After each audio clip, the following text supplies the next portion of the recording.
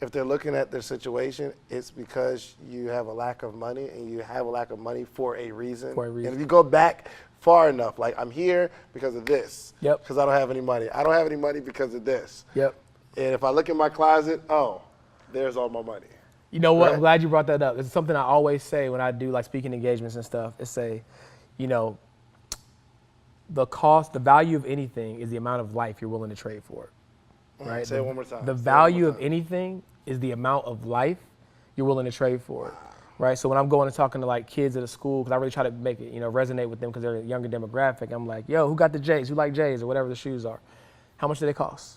And they're like, oh, well, you know, 200, 220, whatever the case may be. I'm gonna give you a job. I'm gonna pay you $10 an hour, right? When you get paid, you could buy the J's. How much are they gonna cost you? And they think it's a trick question. I just told you 220. No, it's gonna cost you 22 hours of your life. Now, are those Jordans actually worth 22 hours of your life, right? If you go in your closet and you did the math, if you spent a Saturday and just added up roughly, like everything that you spent on those clothes, and if you were somehow able to quantify what you make per hour, whether you're a business owner, entrepreneur or not, like, and you did the math, would it be worth the amount of life that you traded for it, right? And so when I go through the budgeting process with my clients, we do a quantitative method and a qualitative. The quantitative is simple, right? This is what you said you were supposed to spend, this is what you actually spent, this is the difference. The qualitative method is, does this spending align with what I say I value? If you go through each transaction, it's like, dang, like, that doesn't really align. I need to recalibrate. And if it does align, is there a more cost-effective alternative? And so, you know, when you look at things from that lens, it's like, it's a tough conversation. It's like, yeah, I probably shouldn't have spent that, right? And it's only so many times you can have those conversations with yourself, I would think, before you're like, I gotta change. I gotta do something better. Like, cause if not, like people kill me these days. It's like, I ain't gonna be like my mom. I could be like, not like disrespectfully, but like maybe their mom worked a traditional job, or maybe they, you know, struggled, you know, in the later part of their life or whatever, and they just think that by happenstance that won't be them. What are you doing that's so different that can guarantee that, right? You're literally doing the same thing. Your mom or whoever, they just didn't have access to information. The difference is you have all of the access, right? All of the access. You just hop on Google, you know, go on Instagram, buy a course. Like, you have all the access to information, and you're still not making the right decisions, right? So we just have to really have those conversations with ourselves. One of the things I always say is I like to talk to myself and not listen to myself. Right, because, you know, we're all human, and the flesh is super weak, right? Like, you want to sleep in, you want to hit the sleepers, shout out sleepers for sucking. Sure do. You want to sleep in, you know, you want to eat the unhealthy foods, you want to do whatever your body is craving, right? And it's easy to give into that, right? It's so easy to give into that. But when you talk to yourself, because you know what you want out of life, it's like, yeah, that's what you want right now, but that's not what you want most. And you got to do the same thing with your money. And I think if you can create that tangible vision for yourself, then it's a little easier to stay the course, right? Because it is hard, right? Just like, you know, saving money, stay in the course, knowing your friends are doing this, you want to do that. But I tell my wife, like, we can't do what they do because they don't have what we want. We can't do what they do. Right? I got, you know, acquaintances where it's like they can go out and eat out all week long and do all this stuff, and then sometimes my wife, because she's the one that helps out with the cooking and stuff, she's like, well, I want to go out to eat on Wednesday. I'm like, well, you know, that would be nice, but we also couldn't do what, you know, is more in alignment with what our lifestyle looks like. And so you have to always have that thing, that your North Star, if you will, that you can go back to. It's like, you know what, this is why I'm making this decision. Because if you just go through the motions, it's going to be hard to continue to go through the motions. You got to know that this aligns with this bigger vision. You know what I mean?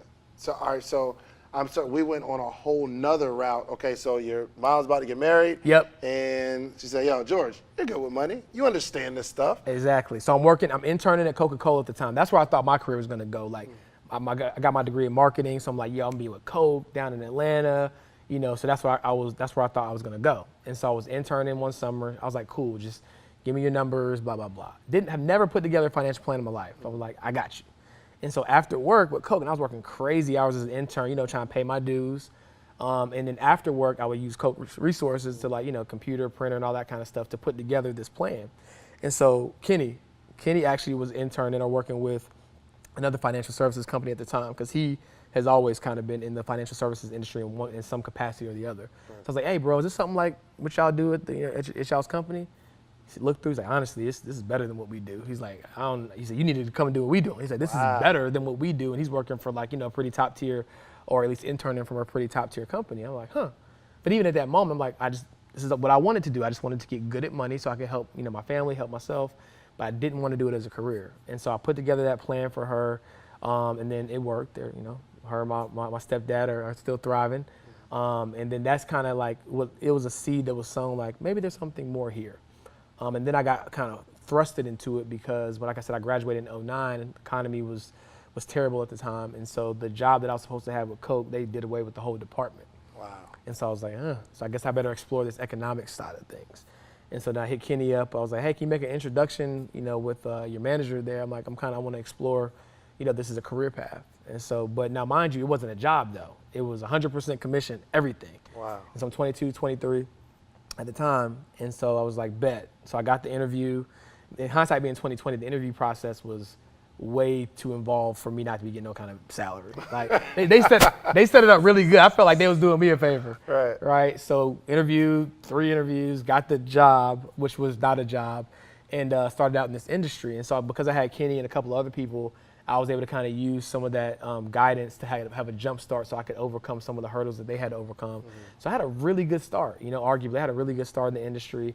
But again, it was not a job. So in entrepreneurship, you got to keep your highs low and your lows high. So I remember I had 1 month, you got to, keep putting it in perspective. Explain that though, keep your highs low and your lows high. Yeah, so in entrepreneurship, you're not going to make a set amount of money every single month, which could be a good thing, right? Because that means your earning potential is uncapped. But also that means you can have a very rough month, mm-hmm. right?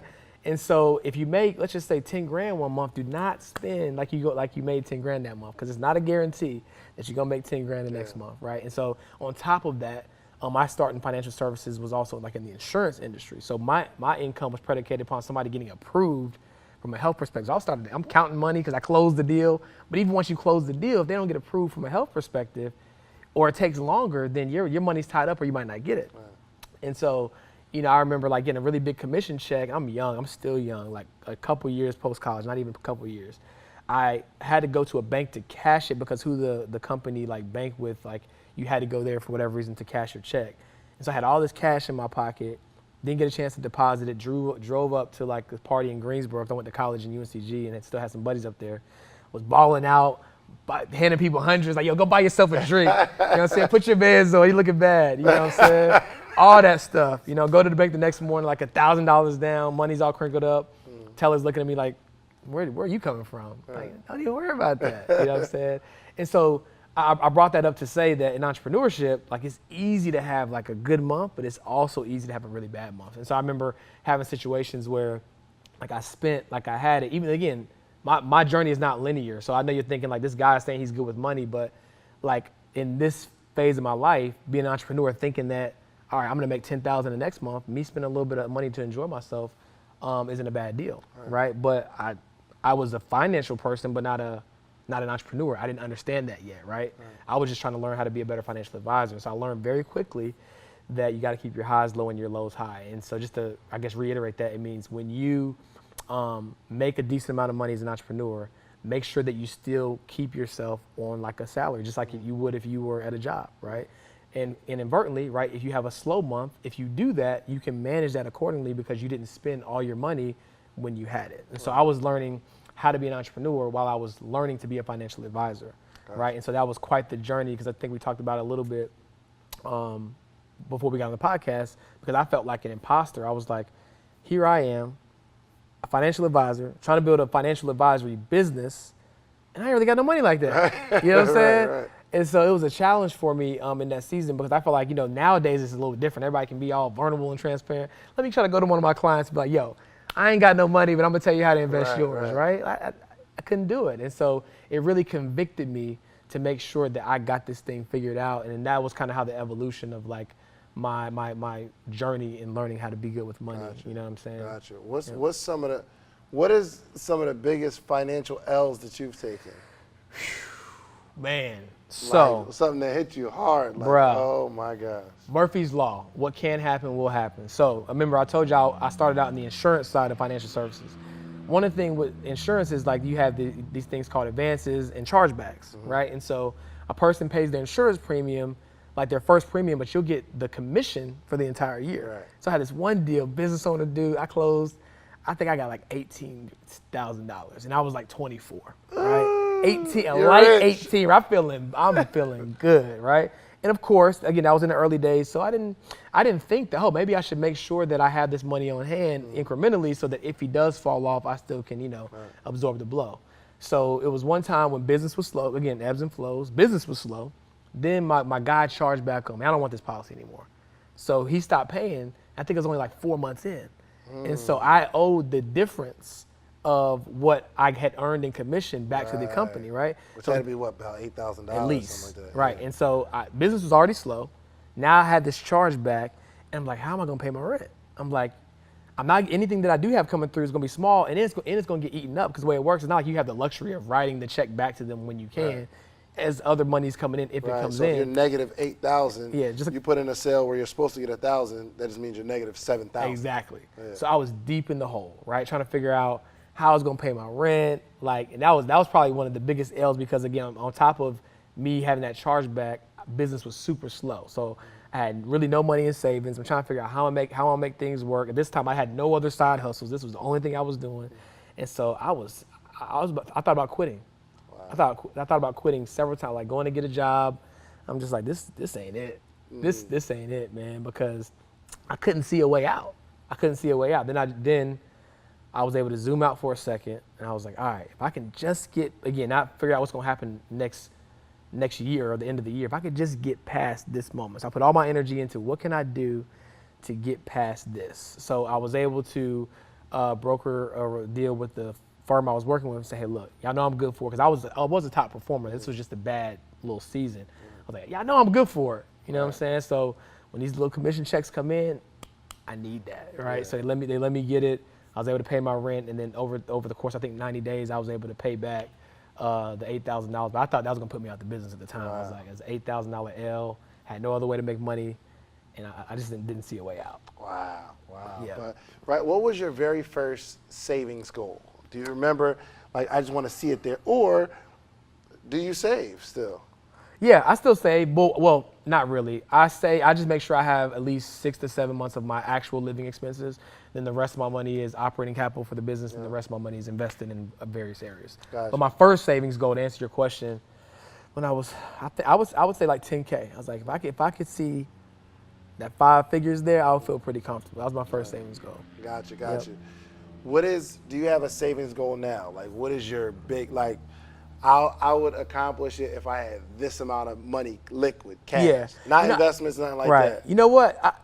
It's just something about that $1 million number, just chilling in the bank, on ice. It's just something about that, right? Like, now, granted, I probably would want to go ahead and move it in the market pretty quickly, but like, just seeing that would just make me feel really good. So I'm not gonna lie, I still want that to happen.